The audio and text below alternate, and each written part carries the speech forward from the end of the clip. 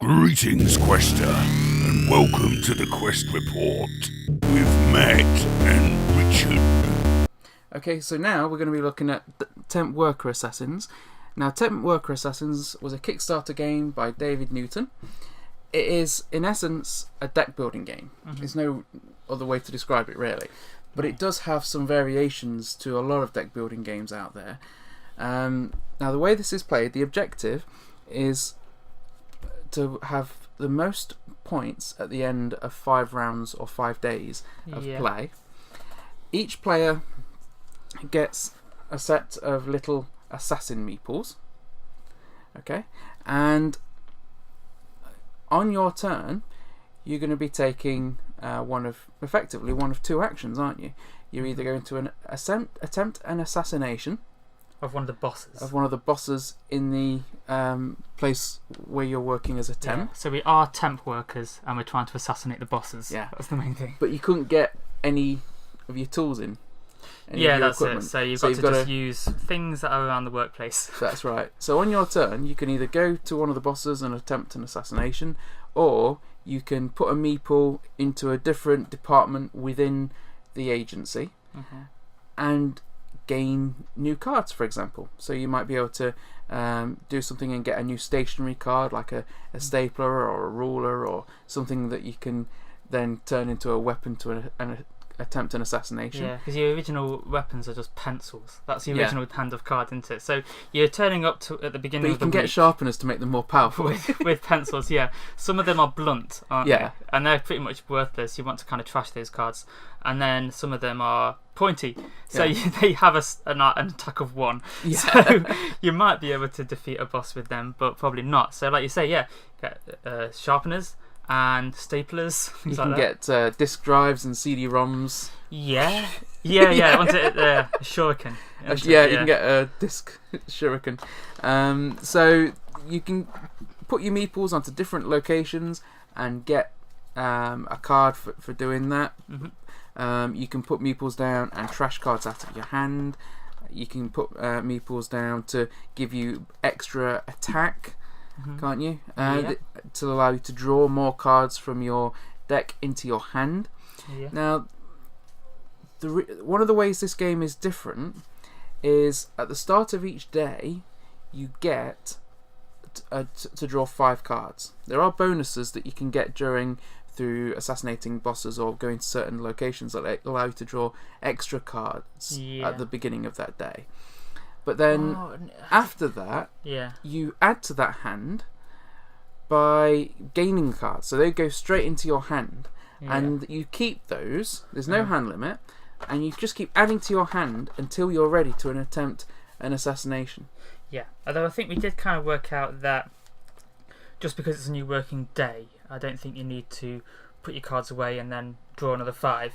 But every time you do an assassination attempt, that's when you get rid of all your cards and draw new ones. But like you say, the ones that you've built up throughout the week it's still in your deck. So it is a deck builder, basically. Though what we were finding was that we were quite often just drawing new hands at the beginning of each day, because we'd quite often be using our last meeple of the previous day to attempt an assassination. That happened pretty much every round, so it just flowed that we were mostly drawing new hands, but we didn't have to do that.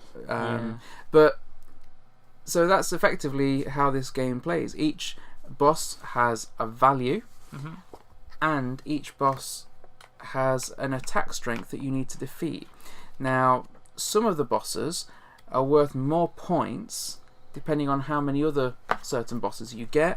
Others just have a flat out value. It's quite an interesting mechanic there. I enjoy the assassination mechanic because you have in your hand stationary cards that you can only use when attempting to take out a contract on one of those bosses.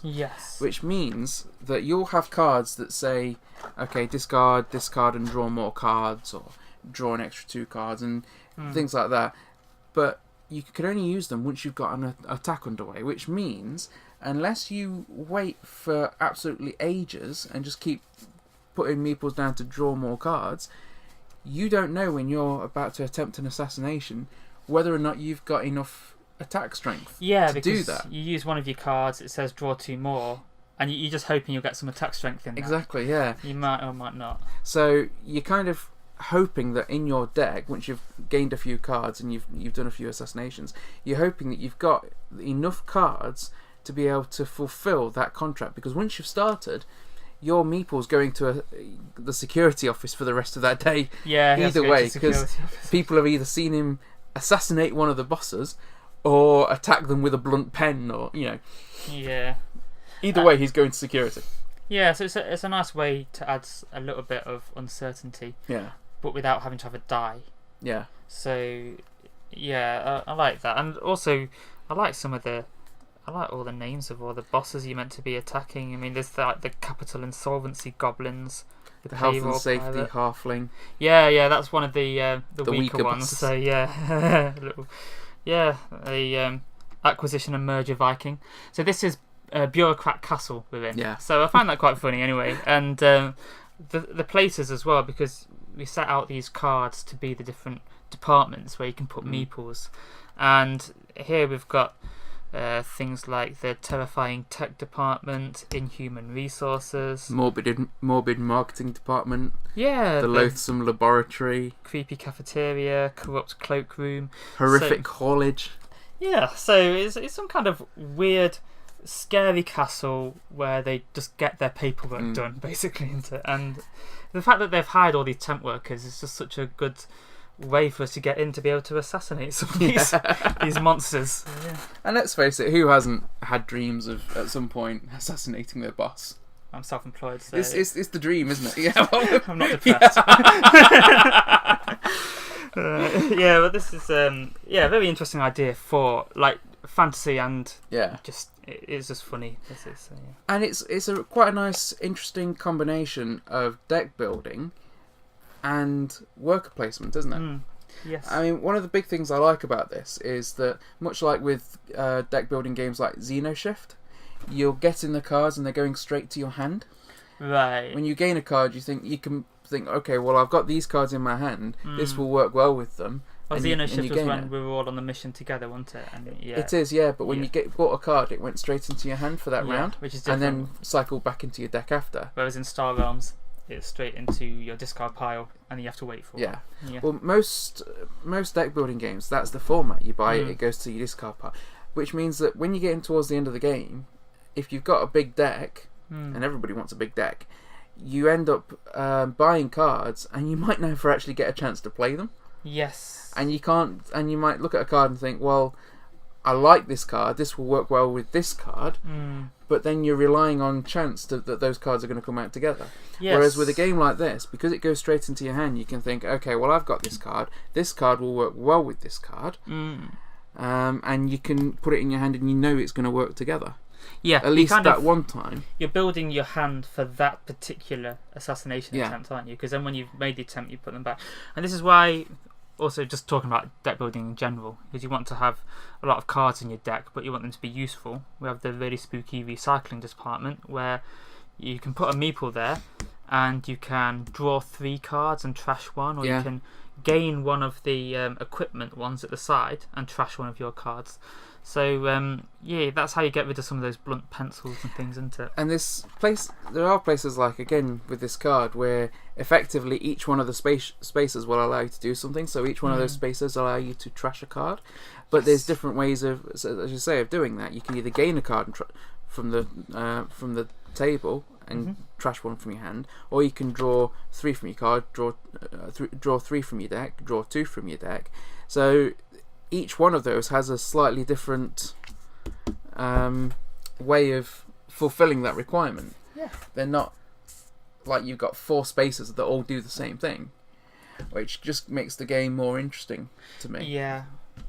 And if somebody else has already got their meeple there, then you can't use it. Like, that card has got 3 possible spaces of different ways you can do it, but it'll get covered up by somebody's meeple. But then at the end of the working day... Although there is also a location which lets you then copy a location that someone else is already using. Yes.